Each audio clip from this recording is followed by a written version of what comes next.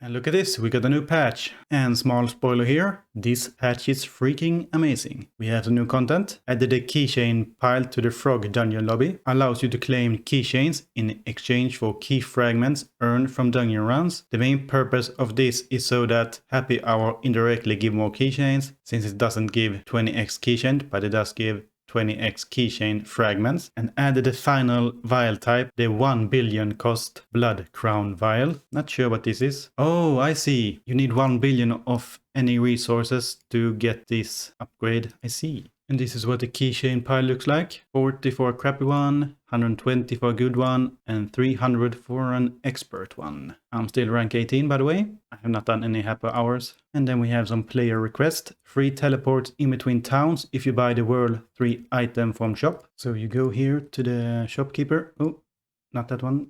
You go here to the shopkeeper. We scroll down. And here it is. Bottle World Town Teleport. Buy this once and hold down on it to permanently allow for free teleports in between world towns without consuming a teleport. From town to town, free of charge. That sounds pretty damn good. And of course, we drop it and we pick it up. This is what it looks like right now. We're teleporting to Blunder Hills. We have 11. Now we have 10. We use this Bottle World Teleport thing. Ah, there we go. Now it's a free teleport to any town, still 10. We go to World 4, still 10. This is a great change. I was running low on teleports. Stamps and star talent books that you already claimed no longer drop from monsters. Goodbye, clutter. Thank you for this. No longer do we have to drop out half the inventory whenever we farm a mob that drops a stamp. If teleporting to a specific map is free, it will display a new free teleport blue button instead of the normal green teleport button. Catching the boomerang fully resets its ability cooldown. After all, you technically are now holding the boomerang. Why shouldn't you get to throw it immediately? That's the Squire ability. Wee.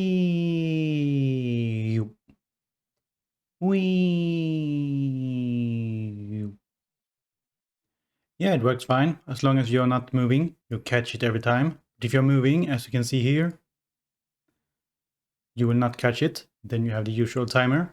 So how useful is this really? Maybe when you're fighting bosses, it's really useful. Like if you're trying to grind down Efont or Shizuar the first time, then you will most likely not be moving much. Well, maybe you'll be moving when you're fighting Shizuar actually. But the first time you're fighting Efont, this will be really useful. The normal 16 seconds cooldown goes down to 1. HUD for construction now shows build progress for towers. And here you can see it. It's a bit of a clutter, but for the player, this is so much better rather than clicking around trying to see if anything is done and stuff like that. Now it will just say done whenever you are done. Anvil production now displays when you are multi-crafting an item with a small X2 or X3 indicator. Right now I'm producing 1 thread here.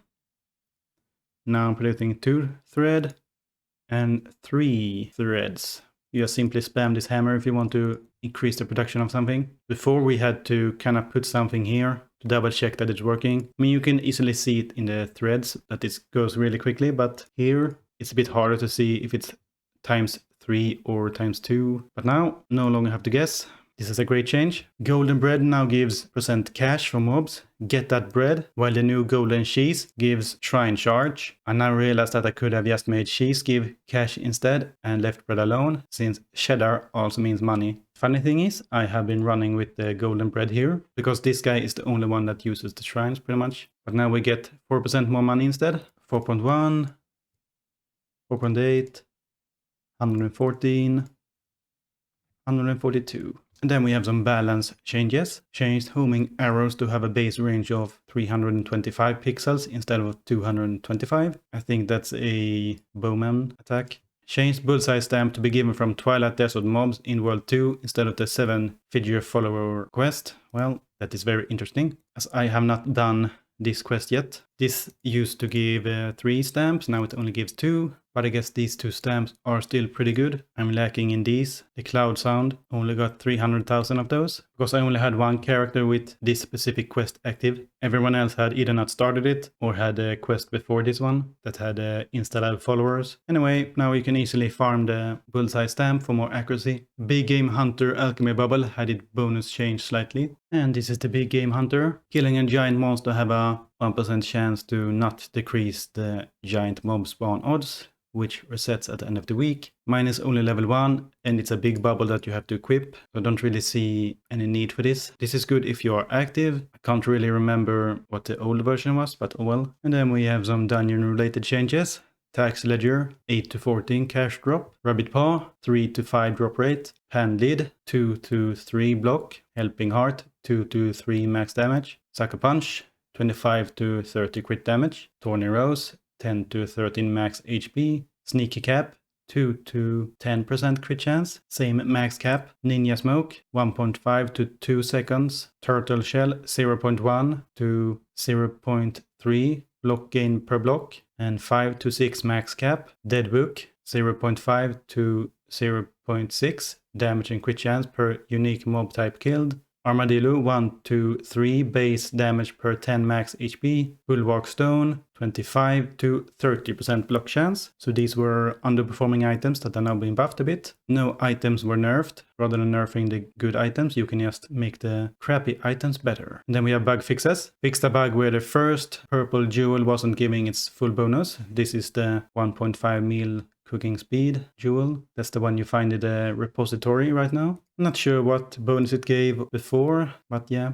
now it's apparently working. Purchasing talent points in a dungeon Flurby shop awards the point immediately instead of requiring you to restart the game. The unused talent point indicator will no longer be incorrectly displayed in certain situation. When attempting to spend multiple talent points at once, if you can afford to cap a talent you will, rather than not. If you're spending 25 points at once and your talent is 83 out of 100, you will instead spend 17 points rather than your spend doing nothing. I think his English broke down here a bit.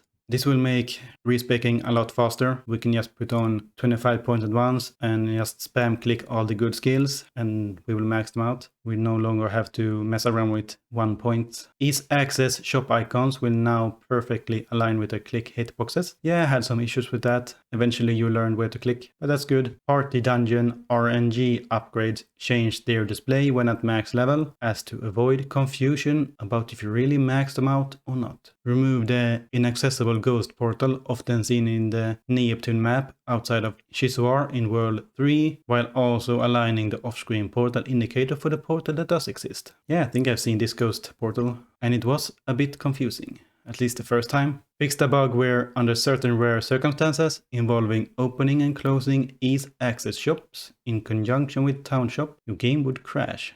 Never had that happen. Refinery rank displays changed to make it more readable at higher levels. Previously it would become really messy at 10, and I think that's true. Oh yeah, this is so much better. Look at this very clear rank 11.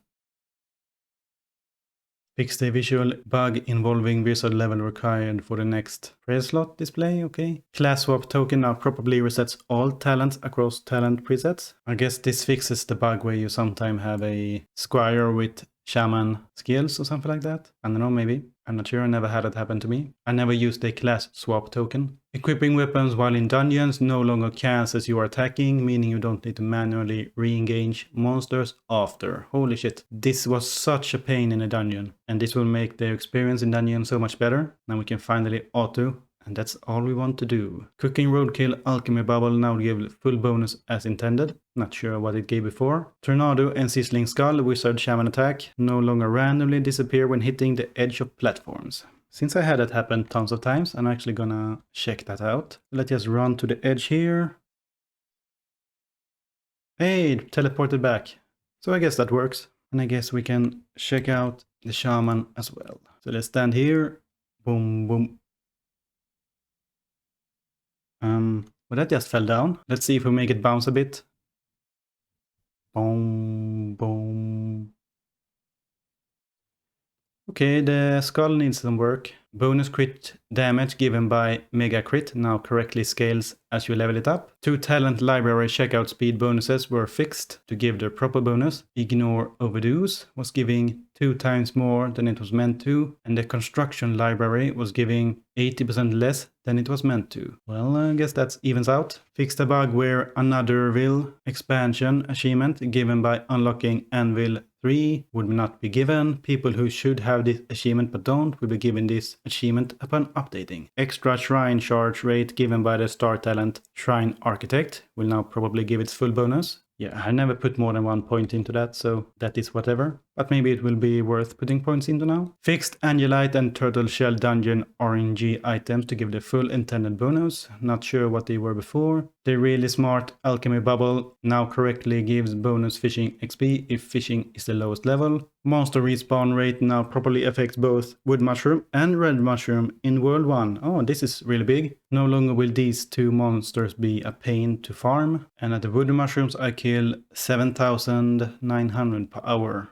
I don't know what my old kills per hour was, but now I get 7,900 at the Wood Mushroom per hour. And in the Birch Enclave I get 24,000 Red Mushroom per hour. That's a pretty big upgrade, I guess, maybe. You can no longer reroll when running out of food during AFK, as to avoid major AFK losses. Well, I never tried that, but I guess that's good. And I guess we can mention Contest 41. So 10 people who react below will be given 2 wings. 10 people who react will win 150 pet eggs. 4 people who react will win 6,000 gems. And in the future content blog, there have been a few tiny patches. Fixes that crash, posting some teasers, leave a Steam review. Another tiny patch here, add the delete trap button to drone. In the Keychain Pile, emails like this, they want to add cryptocurrency into the game and ads and stuff like that, but he can say no because people support him. And this is what it looks like with the stamps. If you have the stamps, they will just vanish. And here is a teaser for the World 4 star signs. Can we get 444 reacts? And no, you cannot. And this is a teaser for the Annual Production X2. This is the new HUD. Sadly, it does not have a done button, so I have to take another screenshot. And here is the Bottle Town portal. And he streamed a bit as well yesterday. I did not watch this stream. He streamed while I was sleeping. Lava is putting in some real work now, fixing all the small things in the game. And the small details makes a great game. So yeah, thank you for watching and I will see you in the next one. Bye bye.